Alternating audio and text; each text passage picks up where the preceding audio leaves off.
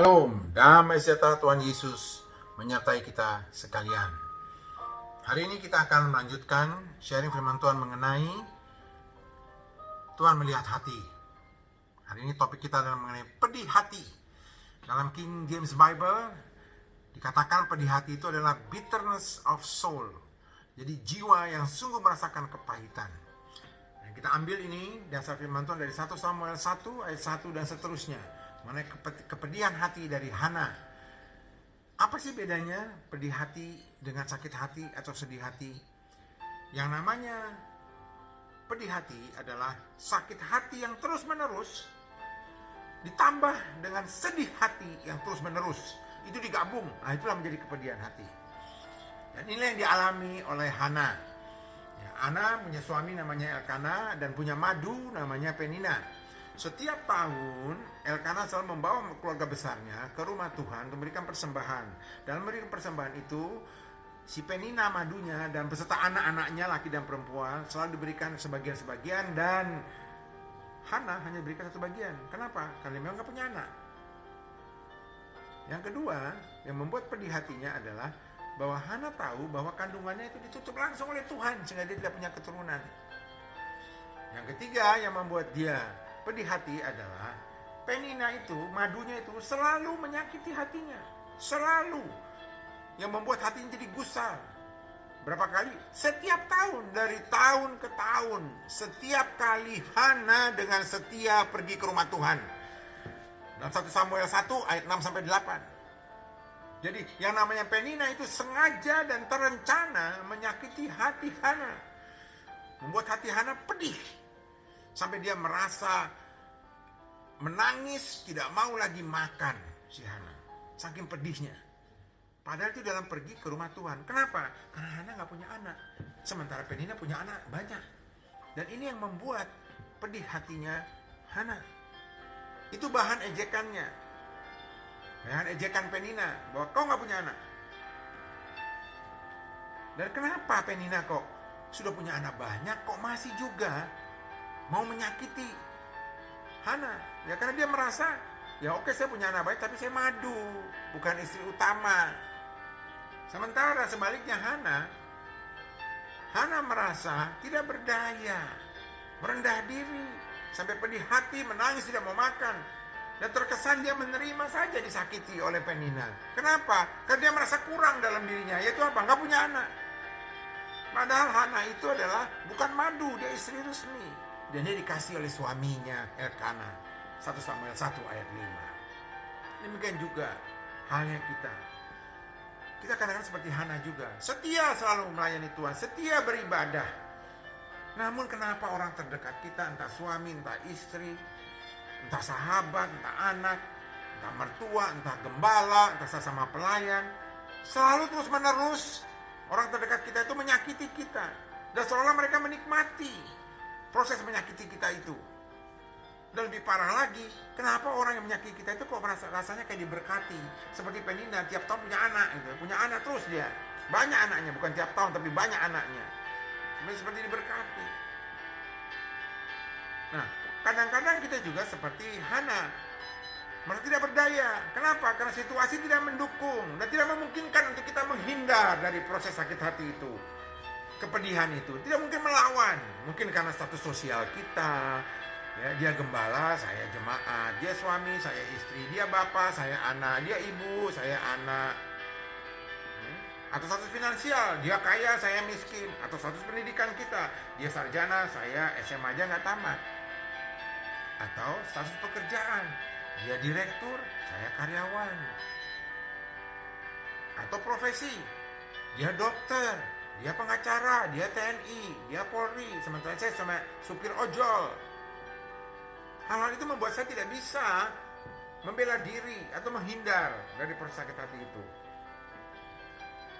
Contoh lain, seorang suami pencari nafkah yang selalu, bukan sekali, selalu, setiap waktu, setiap minggu, setiap bulan, setiap tahun merasa lebih benar, lebih pandai daripada istrinya, meremehkan istrinya karena dianggap istri itu pelengkapnya. Tidak pernah mendengar pendapat istrinya. Hanya dirinya yang dimengerti dan tidak pernah mau mempercayai istrinya. Dan ini benar-benar menekan istrinya sehingga istrinya merasa tidak berdaya, tidak bisa apa-apa karena statusnya memang istri. Akhirnya apa yang terjadi? Pedih hatinya. Ini si suami tidak mengerti bahwa istri itu adalah teman pewaris dari kasih karunia, yaitu kehidupan. 1 Petrus 3 ayat 7. Atau sebaliknya, seorang istri yang selalu tidak menghargai suaminya. Istri yang selalu tidak menghargai suaminya, selalu mencurigai suaminya. Kemana suaminya pergi, jangan-jangan dia selingkuh. Suka melawan, tidak peduli mengenai keadaan suaminya. Pulang kerja capek, nggak peduli. Selalu mencari kesalahan suami, mengungkit-ungkit kesalahan masa lalu, bahkan memojokkan suaminya. Sehingga suaminya sendiri merasa pedih hatinya. Kok demikian terus-menerus mengalami seperti itu. Padahal suami itu menurut firman Tuhan dalam Efesus 5 ayat 23, dia adalah kepala yang menyamakan tubuh. Nah, kembali pada kasus Hana tadi. Akhirnya apa yang Hana lakukan mengalami kepedihan hati itu?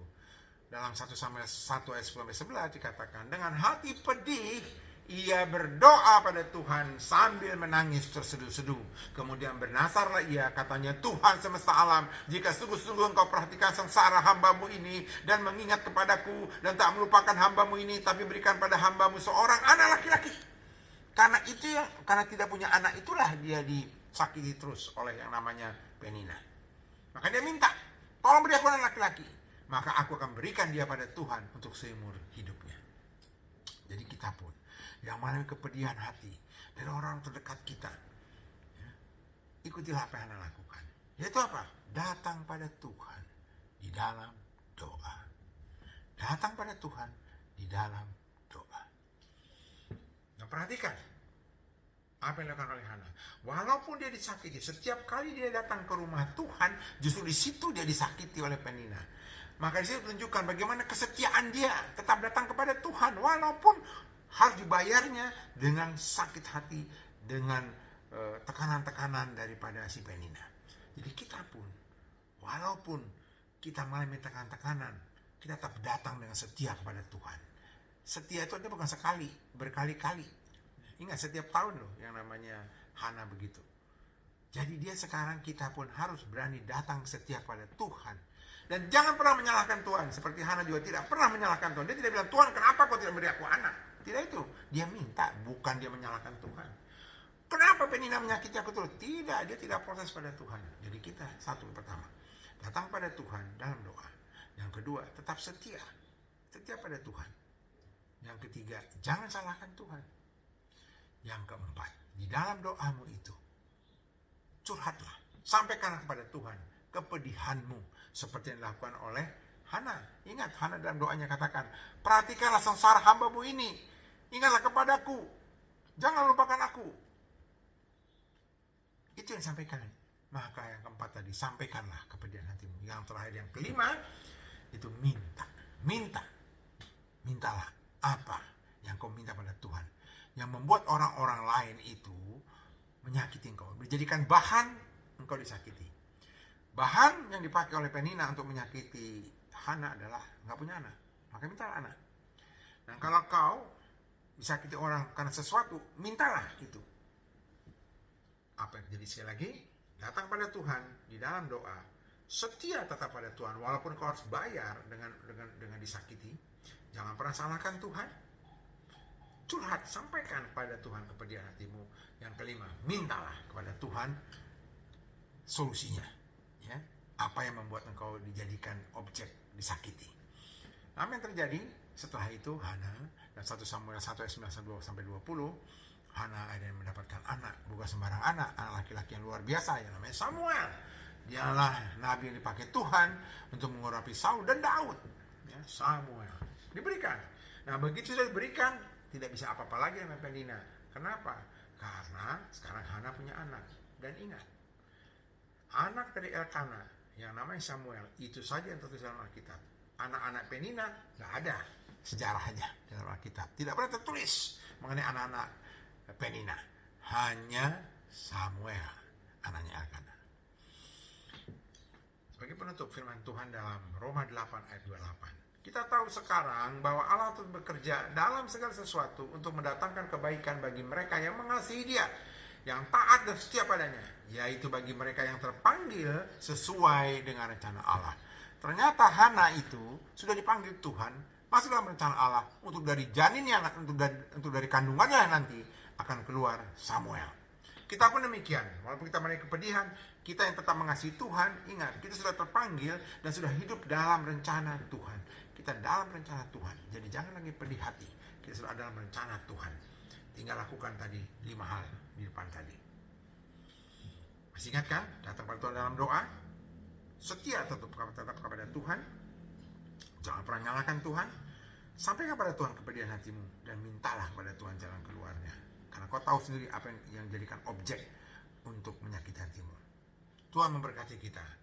Kemuliaan bagi Tuhan, teman-teman hati. Haleluya. Amin.